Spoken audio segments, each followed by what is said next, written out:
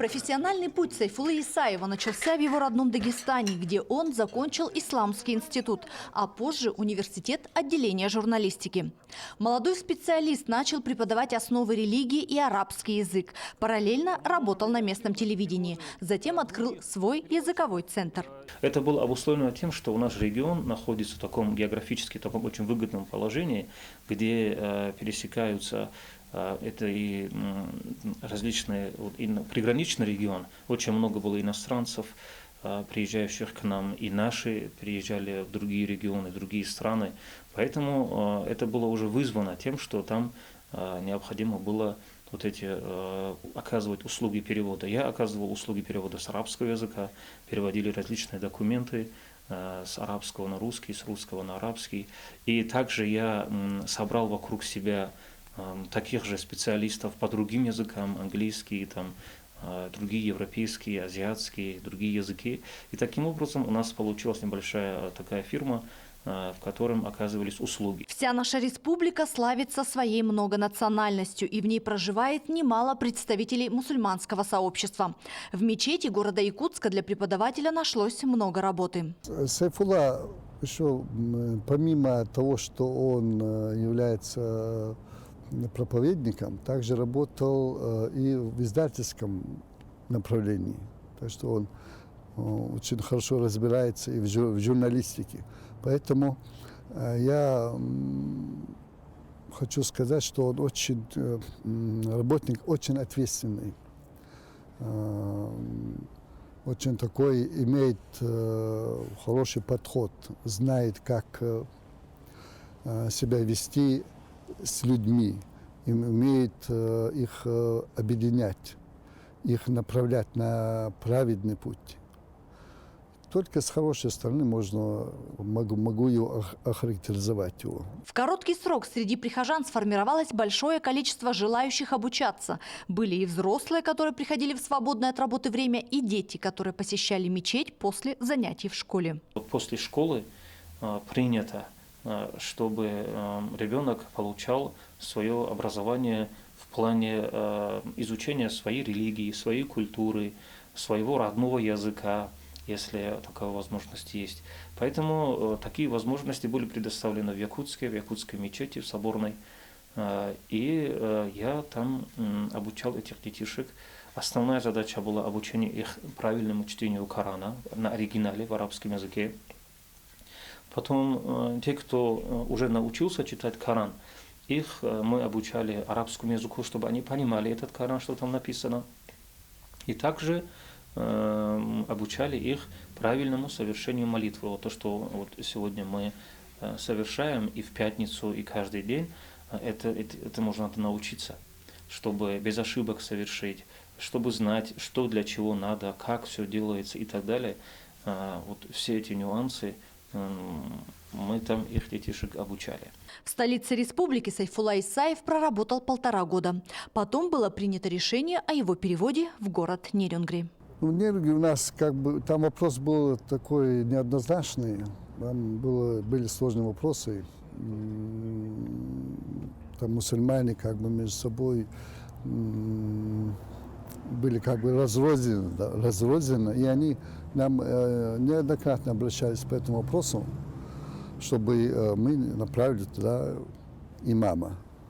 Поэтому мы, в первую очередь, я и мои тоже коллеги, посоветовавшись, решили, что Хазрат Сайфулла может достойно нести эту ношу, вести там работу как руководителя религиозной организации, как руководитель мусульман города Нерюнгри. Может объединить людей, консолидировать и вести полезную для общества, для ислама, для мусульман, для республики, для города работу.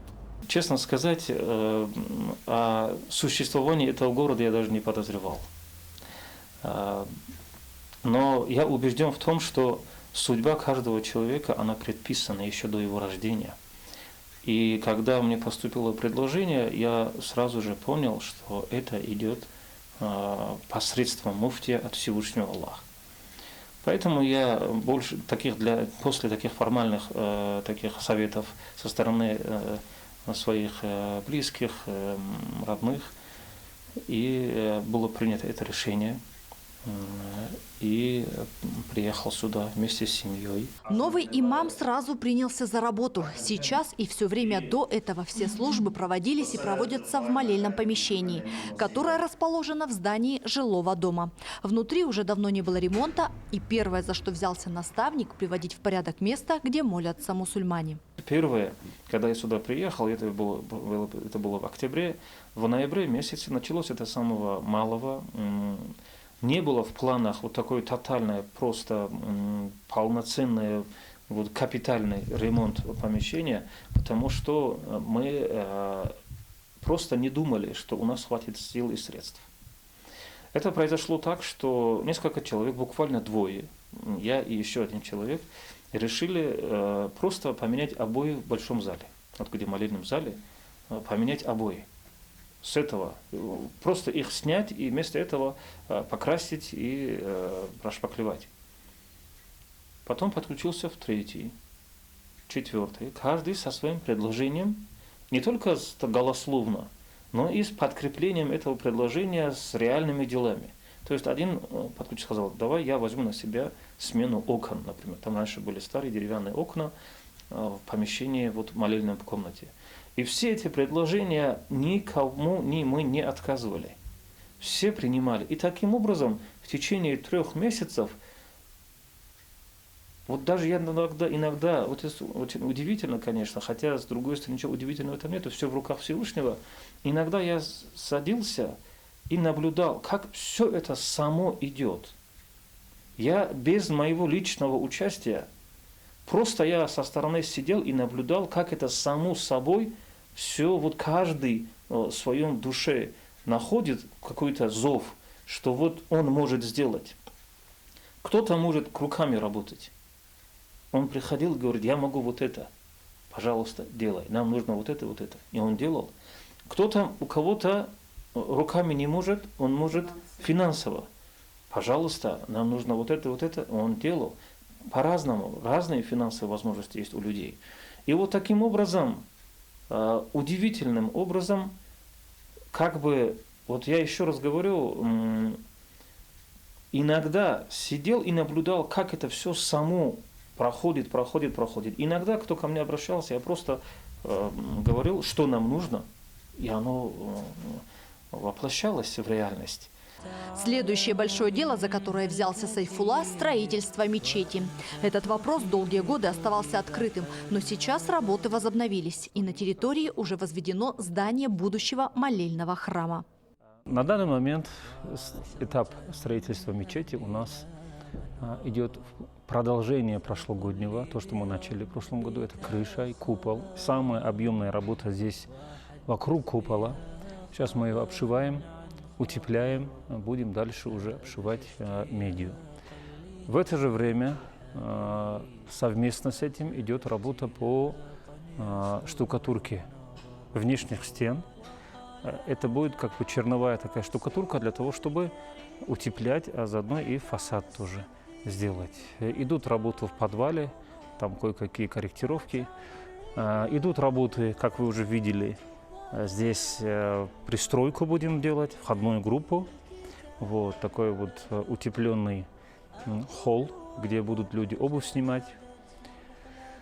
И, естественно, намерены дальше и отопление закончить, то, что мы еще в прошлом году все начали. Одним словом, все идет по плану. Правда, не так, как по скорости, как хотелось бы, но тем не менее все по воле Всевышнего.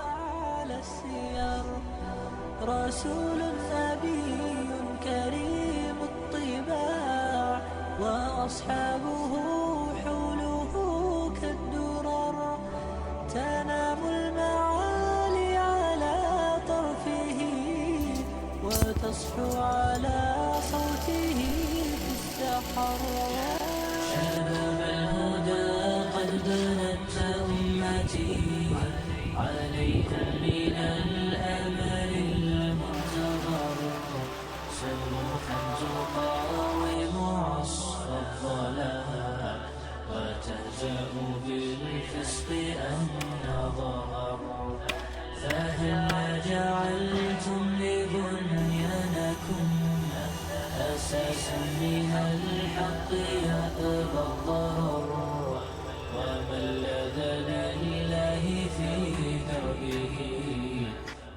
7 июля установили каркас минаретов.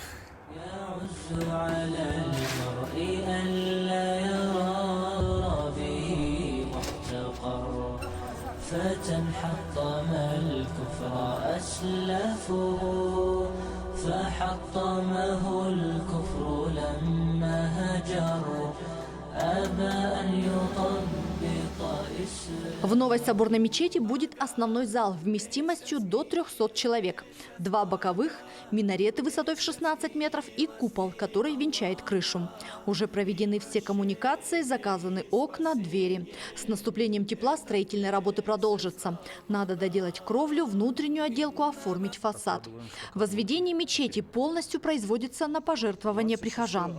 Весь процесс строительства разделен на этапы. Диаспоры взяли на себя разные обязанности. Например, азербайджанская диаспора возводит крышу, купол и минареты. До прихода нашего имама Сайфуллу, да, у нас самый главный мечеть не тронула, никак не могли мы начать строительство.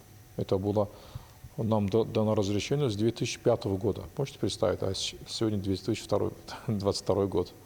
Но имам переехал 2 года назад, насколько я помню. 19 уже 3 года, вот как быстро время летит. Ну и с тех пор сразу изменения пошли в лучшую сторону. Вот даже в том месте, где сейчас наши прихожан молятся, да, по Кравченко, в молебенном доме, там тоже было помещение не таком, не в хорошем состоянии, мягко сказать. После его прихода там сделано было полностью ремонт капитальный, там чисто сейчас, опрятно. Приятно туда заходить сейчас, в этот молебенный дом, который по Кравченко. И, естественно, началось строительство мечети сразу же, по его приходу. Началось там и металлоконструкцию сделали, и он сам активно это дело подключился, хотя он в этом деле не понимал, но пришлось ему научиться. Он там 2 года активно мы провели в этом строительстве мечети. Ну, правда, в летнее время проводим там. Ну и мы, и наша община, все общины, азербайджанская, таджикская, узбекская община, татарская, дагестанская тоже иногда подключается. В общем-то, все мусульмане участвуют нормально, активно. Мы разделили работу, Имам разделил, да, допустим, азербайджанская община крышу делает, купола делает. Мы в прошлом году кровли сделали и купола. Узбекская община делает обшивку. Но до этого узбекская община вообще начала это работать. Они фундамент поставили, стену поставили. Но там были строительные вопросы, поэтому дело заморозили до перехода имама. А с переходом имама это все возобновилось. Получили разрешение, металлоконструкцию заказали, поставили.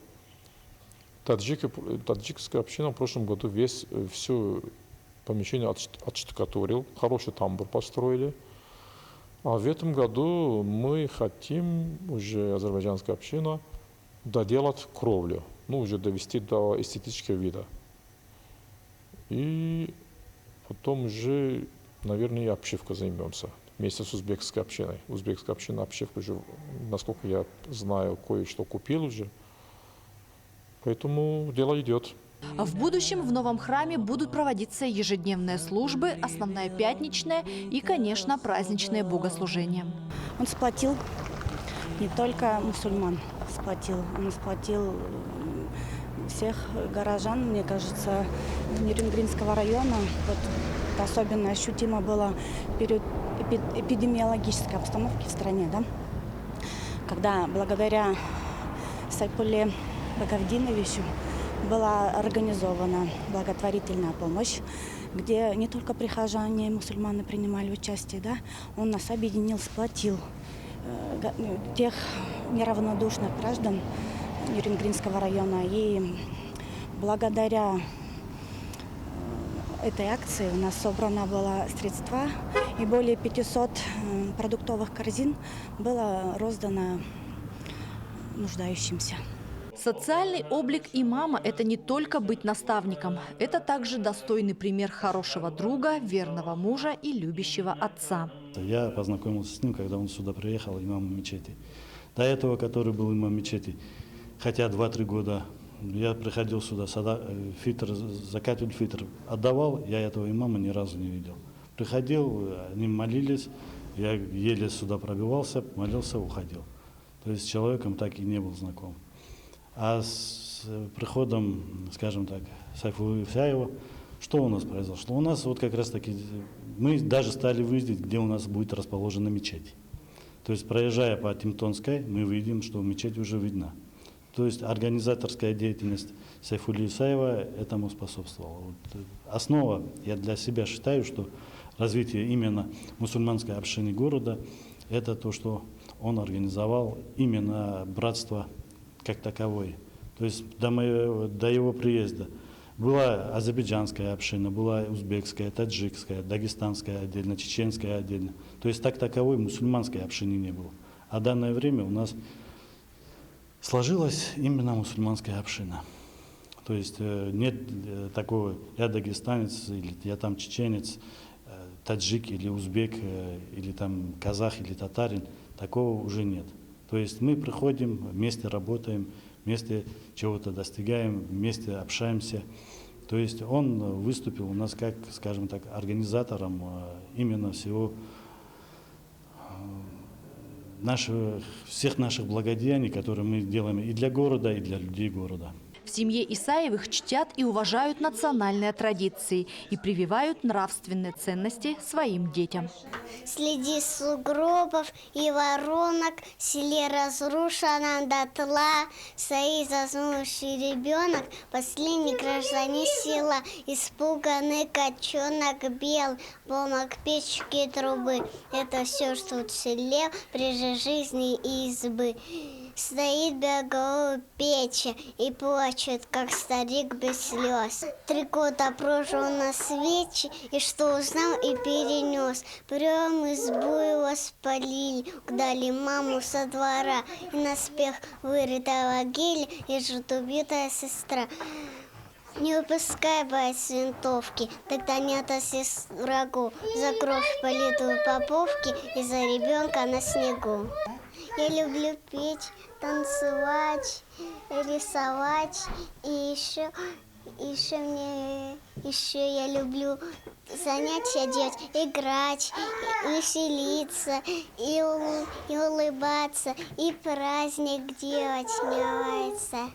Он добрый, хороший, и он мне помогает делать сложные задания или стихи помогает делать. И он занимается окова делать. И еще любят меня, и я его люблю. Одна из традиций в семье – гостеприимство. Общие праздники собирают за большим столом друзей и родственников. И, конечно, главное угощение – это национальное блюдо. Это блюдо у нас национальное. Готовят в Дагестане очень часто, особенно когда приходят гости на праздники. Без этого блюда у нас не бывает. Что праздник, что свадьбы, что какие-то вот... Даже где человек умирает, даже там готовят вот эту еду, национальное блюдо, называется абарский хинкал. Но у них есть разновидностей много, но эта чаша готовится и называется абарский хинкал. А чем отличается? Другие хинкалы, они готовятся на пресной воде, на воде пресной, тонкие, а эти на кефире, сода, они становятся пышные. И они варятся минут 3, 4, 5, ну, смотря какой огонь, как кипит кастрюля. И когда их уже вынимаешь с кастрюли, их надо тыкать этим вилкой или палочкой, чтобы воздух вышел и чтобы они не посинели. Они бывают, остаются пышными, белыми. Аварский хинкал Фатима готовит на каждый праздник и даже в обычные дни. В Дагестане считается, что если девушка хочет удачно выйти замуж, она просто обязана уметь готовить это блюдо. С Сайфуллой нас познакомила наша общая знакомая, точнее его ученица. Но знакомы мы были чуть больше 3 лет. Не думали, конечно, что поженимся, но так получилось. Сайфулла преподавал арабский язык, и она была его ученицей. Я ее знала, и она нас познакомила. Так и познакомились с ним. Ну, мы знали 3 года, чуть больше 3 лет мы так вообще не общались ни по телефону, так. Просто когда если виделись по городу, поздоровались, как дела, все, проходили мимо. Потом он позвонил мне, сделал мне предложение. Конечно, я была очень удивлена. Я уже подумала изначально, что он просто шутит, подкалывает меня. Потому что до такой степени у меня в мыслях не было за него замуж идти. У нас не было вот такое общение, чтобы я подумала, да, он хочет на меня жениться. Вот так вот, где-то 4 месяца вот так вот уговаривал меня. Фатима – старшая дочь в семье, поэтому с ранних лет умеет готовить. Вспоминает, что первое время вдали от родины было трудно, но сейчас в Нерюнгри все наладилось. Ведь где семья, там и дом. Муж, отец, конечно, просто... Ну, для меня, я не хвалю, но я говорю, как есть. Очень хороший. Очень хороший. А даже когда ему что-то нужно, когда он обращается ко мне, там, воду подай, там, что-нибудь принеси ко мне, он мне говорит, всегда, пожалуйста. Воду подай мне, пожалуйста. Принеси мне там стул, пожалуйста. Без пожалуйста слова он ко мне не обращается. И с детьми хороший. Это я, наверное, больше могу детей там хорошенько по попе и бить, и ругать, а он нет. Быть для всех и во всем примером, поступать правильно и помогать людям, наставлять их – это колоссальная ответственность для любого священника, неважно, какой конфессии он принадлежит. Функции имама, они разнообразны, и вот эта палитра его обязанностей, она очень широкая. Тут, начиная и забота о том, чтобы держать в надлежащем порядке, в чистоте и помещения, и позаботиться о том, чтобы все, кто приходит сюда молиться, а приходят люди в разное время, помимо того, что есть определенное время для молитвы, люди приходят еще дополнительно, когда кому как удобно, молятся индивидуально, и для них мы обеспечиваем вот самое необходимое. То есть, чтобы помещение всегда было открыто в любое время, когда бы они не хотели совершить молитву, чтобы они пришли сюда, помолились и другие свои какие-то нужды выполняли. И это помещение, оно собирает в себе не только религиозные, например, обряды, не только молитву, но и здесь люди собираются, если какая-то община или диаспора хочет что-то, какие-то вопросы свои решать, тоже сюда, потому что это очень удобное место. Здесь есть все условия для этого. Работа имама не ограничивается совершением намазов, чтением проповедей, совершением религиозных ритуалов. К наставнику обращается много простых людей со своими вопросами и просьбами. В наши дни имам должен уметь многое. Работа с прихожанами, преподавание, участие в общественных мероприятиях, научная и административная работа. Современная реальность требует быть грамотным, коммуникабельным, активным и всесторонне образованным человеком. Жизнь моя, она делится, конечно, на 2 части. До Якутии и после. До Якутии у меня были здесь знакомые, которые до меня, так же как и я, приехали сюда. И мы находились в одной группе в социальных сетях, и периодически они отправляли видео с Якутска, с Якутии в эти группы, где они находятся.